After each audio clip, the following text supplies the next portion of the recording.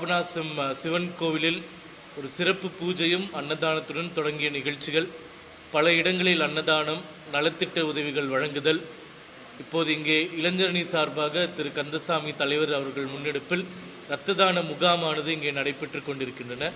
65வது பிறந்த நாளை முன்னிட்டு 65 யூனிட் இரத்த பாட்டில்கள் இங்கே இருக்கக்கூடிய அரசு மருத்துவமனைக்கு வழங்க இருக்கிறோம்.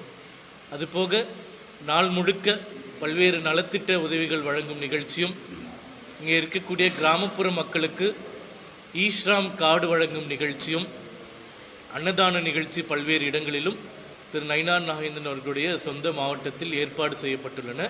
இது தொடர்ந்து காலை 6 மணி முதல் நடைபெற்று கொண்டிருக்கின்றன. இந்த நிகழ்ச்சிகளின் நிறைவாக மாலை 6 மணிக்கு நெல்லையப்பர் கோவிலில் தங்கத்தேர் இழுக்கும் நிகழ்ச்சியும் இளைஞரணி சொந்தங்களால் ஏற்பாடு செய்யப்பட்டுள்ளன.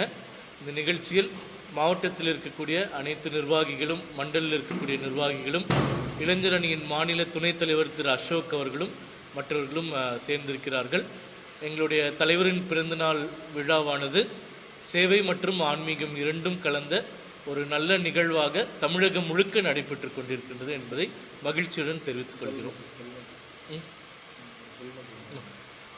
இளைஞரணியின் சார்பாக ஹெல்மெட் பயன்படுத்துவதை வலியுறுத்தி ஹெல்மெட் அணியாமல் வரக்கூடிய இருசக்கர வாகன ஓட்டிகளுக்கு தற்போது இலவசமாக ஹெல்மெட் வழங்கும் நிகழ்வானதும் ஏற்பாடு செய்யப்பட்டிருக்கின்றன.